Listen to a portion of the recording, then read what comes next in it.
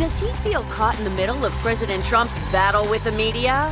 And Alan Cumming on how Whoopi's following his latest instinct. You look fat. Nice to see you too. The House of Hot Topics is in session with Whoopi, Sarah Haynes, Joy Behar, Sunny Hostin, and Megan. Now, let's get things started.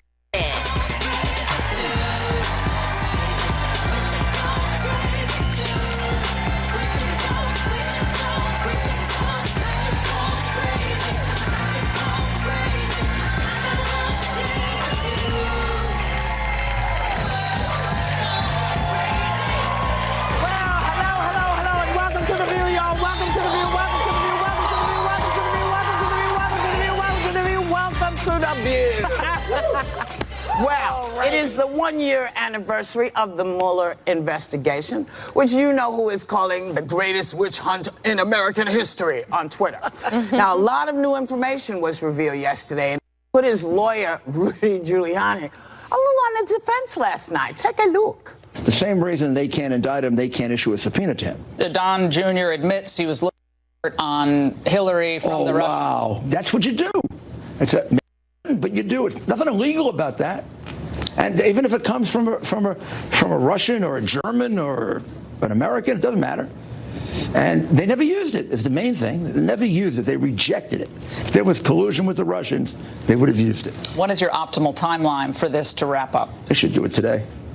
So what's interesting about all of that is that when it was thought that maybe Hillary's group had gone and looked for dirt on him, it was a terrible thing, a horrible thing, and now it's okay. Now that it's him, it's okay. Yeah, because it's just what you do. But what do you think? It's kind of interesting. He's just lying. I mean, you can't collude and get information from the Russians and the Germans. I mean, that's treason. He just keeps on lying and lying. And as an attorney, I'm listening to the lies and I'm like, what are you talking about? He's saying this is a witch hunt. Well, it's caught a lot of witches and warlocks. I mean, there have been 75 charges filed already. 22 people have been indicted. So this suggestion somehow that the Mueller investigation isn't finding anything is nonsense. And I'm so tired, Whoopi, of people saying collusion, collusion, to collusion. Collusion is not a crime, everyone. There's no enumerated crime for collusion, but the crimes of obstruction of justice and treason and conspiracy, they're all out there. And I've got to tell you, when you have 75 criminal charges filed already, you can't say that this is a big nothing burger. It's just I remember when we talked about opposition research and Hillary, and I actually think across the boards we should make it illegal to ever have anyone outside of this country giving opposition research on both sides. Because I just think that it's an involvement on some level in our democracy, whether it's justified in someone's mind or not. I think it should be illegal. Even if they took the money out of politics, it would help a lot, because you can't really, you can't even run a campaign without all sorts of money. And where there's money, there's dirt very often. So that's not a good idea. You mean like lobbying? Yeah, all that. Just like make campaign it like a finance reform. reform. Yeah, I don't like that. Like they tried that hard when people like money in politics. That would solve so many problems. That's my whole freaking childhood was spent hearing about campaign finance reform.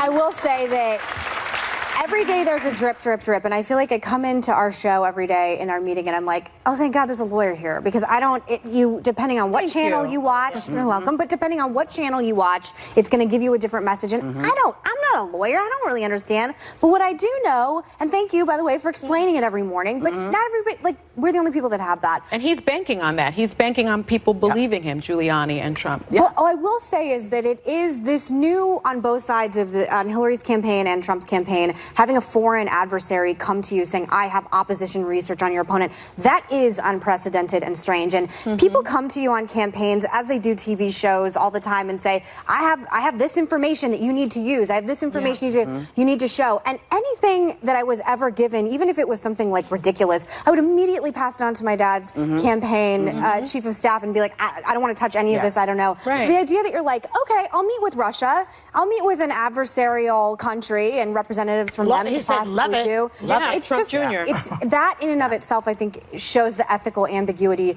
that I'm not a lawyer could be the the rabbit hole we go down. Well, is there one piece of evidence that's emerged in the past year that has bothered any of you the most about all the money, this? the payments, the you were calling that from day one, by the way. the undisclosed payments, the $130,000 through Michael Cohen, that has bothered me. I think Only the one. most. Only okay, because there are a lot of them.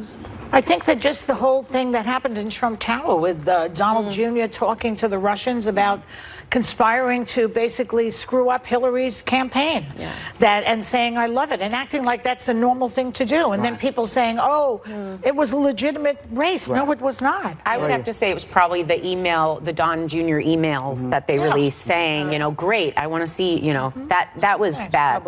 Anything for you, baby? The whole election was horrible. It was one of the worst times in my entire life. I don't know. I think that the one thing I will say, I'm not a lawyer, Sonny's the only lawyer at this table. There's a lot of smoke here. A lot. And a lot of times when there's smoke, there is a fire. And we again, don't even I don't know understand. what Mueller has. I'm just sick of I feel like I'm being gaslit on both sides. I'm like, somebody just give me the facts, because again, something happened in some place. Tell me if it's a crime or not. I don't know. I didn't go to law school.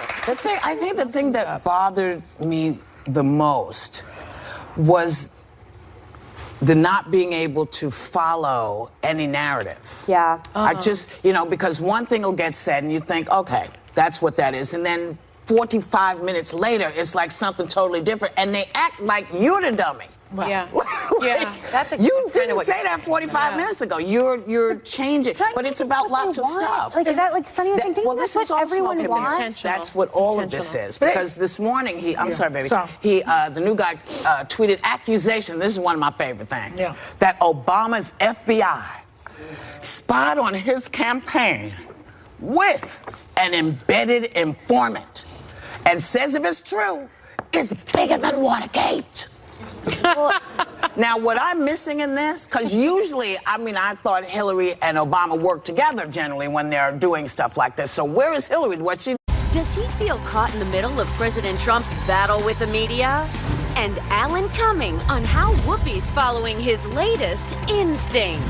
You look fat. Nice to see you too. The House of Hot Topics is in session with Whoopi, Sarah Haynes, Joy Behar, Sunny Hostin, and Megan. Now, let's get things started.